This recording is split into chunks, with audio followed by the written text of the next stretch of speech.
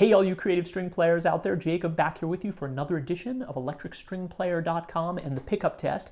And I want to dedicate today's episode to a really common question we get on the site about MIDI, i.e. what do I think about MIDI? Why don't we review more MIDI pickups and MIDI instruments on the site? And I'd like to spend a little bit of time helping you guys understand why, personally, I don't think MIDI is a very good choice for 99.9% of you, and why I don't think MIDI bowed strings is that cool in general. So without further ado, I present to you the truth about MIDI. The truth about Midi Violin. Now, before we get started, I want to offer a big disclaimer here. I'm not talking about using MIDI to control pedals or to control parameters of effects, either on a pedal board or on a laptop. Understanding the basics of MIDI control and program changes is actually extremely important if you're serious about playing electric live, particularly if you're going beyond the most basic, pickup and preamp going into an amplifier type rig. So when we talk about Midi violin or viola or cello, what we're really referring to is a special pickup, almost always a solid body instrument, that can capture the performance data from your instrument and immediately turn it into ones and zeros to be sent to a computer or a synthesizer. Now, there's basically three reasons why a string player would want to do something like this. The first and most popular use of Midi violin is to trigger samples or to use it to control a virtual instrument on your laptop. This is essentially using your violin, viola, or cello to trigger drum samples, or, hey, look, Mom, I'm playing piano on my violin. The problem is that even if your Midi violin pickup tracked your performance data perfectly, which it absolutely will not, the deeper question is why would you want to play piano with a violin, and would that sound very good? Think about it this way. The violin, cello, or any instrument for that matter, is really just a tool. And each tool has specific characteristics. Think back to when you first fell in love with bowed string playing. What were the characteristics of our particular tool, whether you're a violinist, violist, or cellist, that really appealed to you or that made the instrument unique? Probably it would be something like its ability to sustain and swell and create different types of effects that are so subtle and nuanced that really only a bow or maybe the human voice can replicate.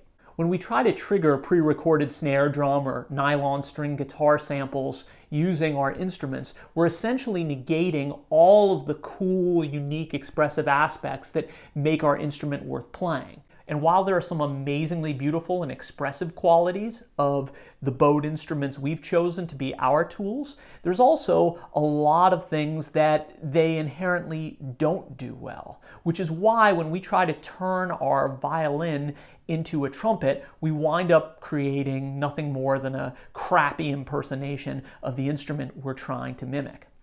I mean, think about it, for example. If you have a drum kit or a piano, there are so many things that those instruments do as percussion instruments and as instruments that can play many, many notes at the same time that we just can't imitate.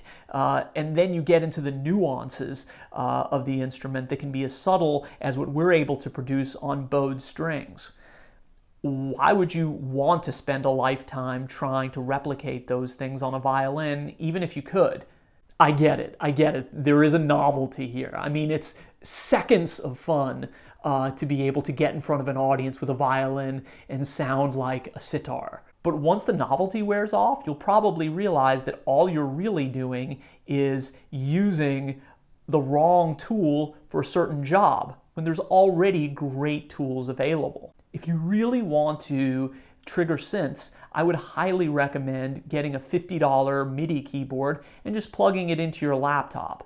You'll get better tracking and expressive results immediately and won't have to spend years of practice and all that money. Using a weird or wrong tool for a specific job may be a cool novelty for a while. I mean, after all, if I learn to hammer nails with my teeth, for example, instead of using a hammer, people might think that's really interesting for about a second. And if social media views is the most important thing to you, it would probably be a lot cheaper than a Midi violin, although there would be some dental work involved. Reason number 2, controlling synths. Now, I'm a huge fan of the sound of a synthesizer. I loved all the new wave music from the 80s, and Stranger Things was my favorite TV show last year. But just like triggering samples, with Midi violin, essentially what you're doing is using your instrument and your performance as a glorified remote controller, and all of the sonics are coming from the synthesizer. So given the fact that the synth world is dominated by keyboards, and nowadays light grids with percussion pads. So the real question is does the violin and the bow, as purely a remote controller, have any advantages over a keyboard with a mod wheel or just a series of touch pads? And I would say probably not. Again, in this world, it's all about the accuracy of the groove, being able to play multiple notes at the same time. I can get a 13-year-old who has no musical experience up and running and creating beats with more accuracy and more freedom in 5 minutes than someone who's tried to create beats with a violin that's been trying to do it for 10 years. And yes, I've owned MIDI string instruments in the past and have worked with a lot of other people that have too.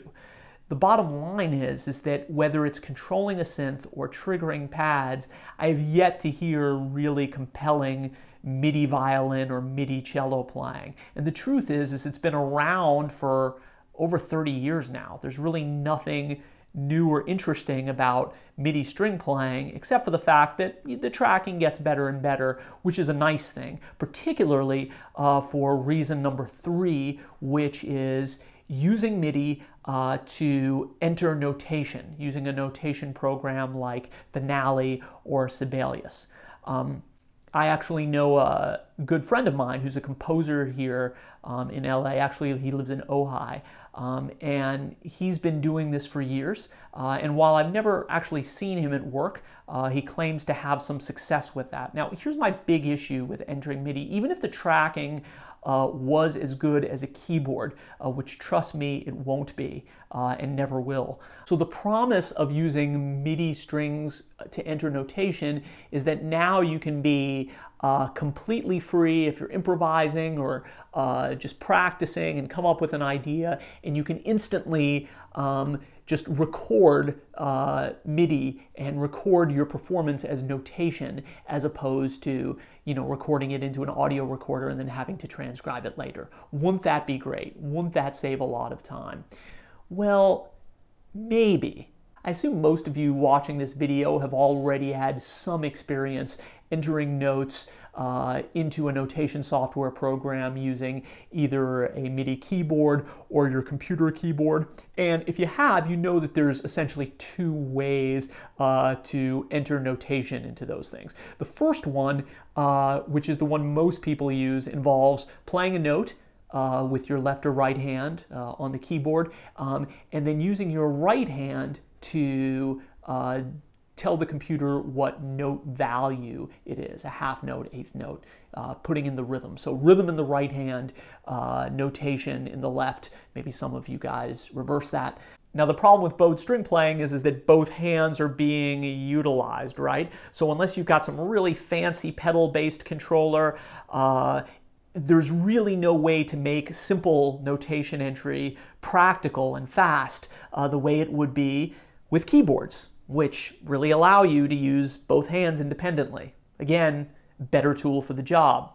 Now there's also the possibility of real-time note entry, which when it comes to Finale and Sibelius, doesn't even do a great job with keyboard playing. Now, I'm not a great piano player, but even the good piano players I know have complained to me about how difficult it is to really enter notes accurately and efficiently using real-time performance, particularly with notation programs like Finale and Sibelius and Notion. DAW software like Logic is actually a little bit better for this, but If you're having trouble doing that as a keyboard player, right, which is a percussion instrument and much more accurate than any MIDI tracking could ever be with the bow, imagine how slow and inefficient it would probably be with MIDI violin, viola, or cello.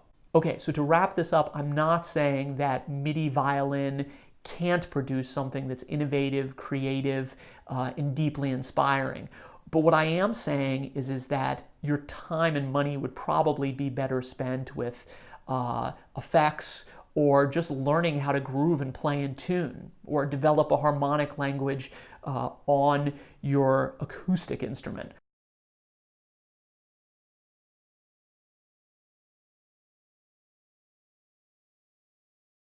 Remember, we've had over 30 years of MIDI violin playing, and while some of the best creative violinists like Jean-Luc Ponty and Didier Lockwood have experimented with it, no one's really produced anything compelling or anything that I would want to listen to. And even in this day and age, where it's a heck of a lot easier to get attention on social media with gimmicks, dance moves, and cover songs than it is doing anything that's actually deeply creative or inspiring, the truth is that there's a lot better uses of your time and money than trying to do it with MIDI. Well, that's it for now. Whether you like this video or you're completely pissed off and disagree with everything I said, you can leave a comment below, and be sure to hit like and subscribe.